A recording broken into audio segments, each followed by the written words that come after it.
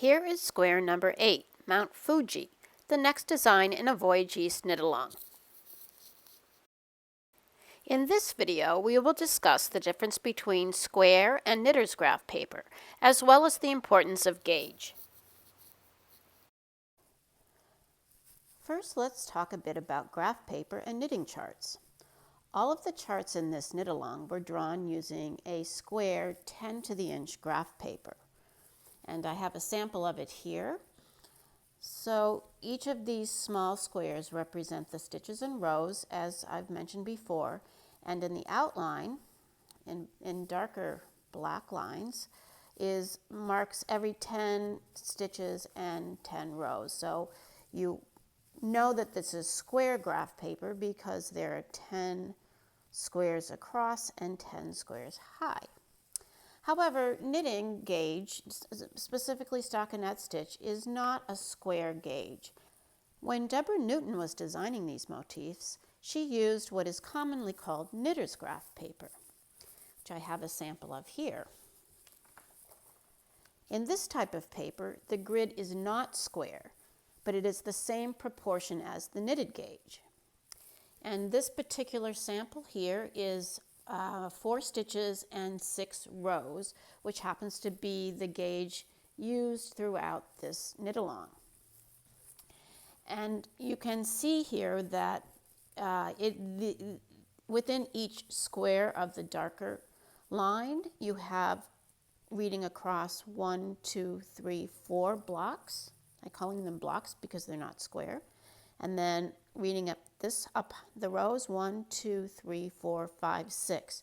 So when you fit 6 blocks high by 4 blocks wide, you see that they are no longer square but more rectangular shape, and that is close to your knitting gauge. It should be pretty much exactly what your knitting gauge comes out to. 4 stitches across will equal 1 inch, and 6 rows high will equal 1 inch. And here is the finished knitted piece, and as you can see, the shape of the Mount Fuji at the top as closely resembles the knitter's graph paper chart. However, on the square graph paper chart, it looks very pointy, and when you do knit it from the square graph paper, it will look like this. But when you're designing it, it's a neat way to be able to know that the shape that you want will come out correctly by using the knitter's graph paper. And let me just reiterate that this whole green section of the mountain is in just the one color here, color 208, and it's in a green, beige, and brown. So this whole section of the mountain is the green background here, just so you don't think that your mountain should look green. That's just the beauty of the Noir yarns.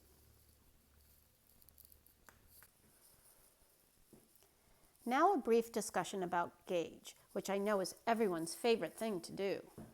As I mentioned, this knitter's graph paper is 4 stitches and 6 rows to the inch, which is the gauge that we have given you when we started this knit-along. It's 16 stitches and 24 rows over 4 inches.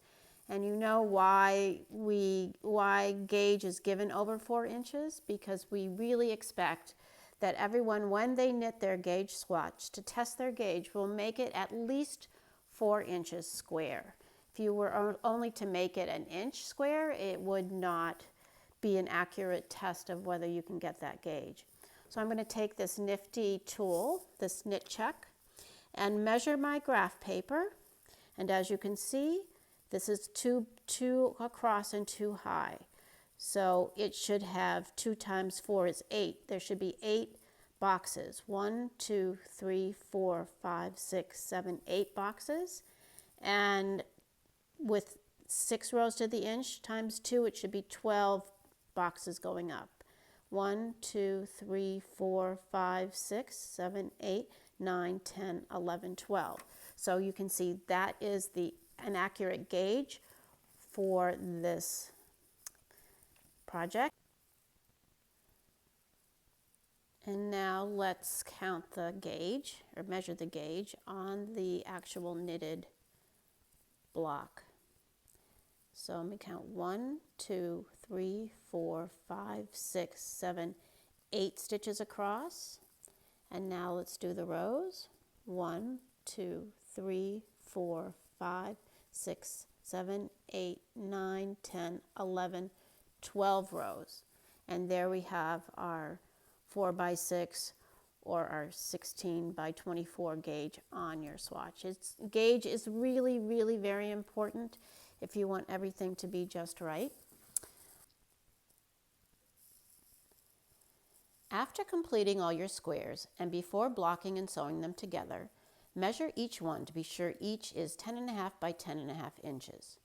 You may find that 1 or 2 of them are not exactly square, even though you have carefully checked your gauge before starting this project. Your knitting may have changed slightly for a few reasons. One being the fact that there are several different colorwork techniques used within each square. And sometimes you are more relaxed when knitting, giving you a looser gauge, or you are tired or tense, resulting in a tighter gauge. But not to worry, it can be altered in blocking and finishing, which we will discuss in the next video.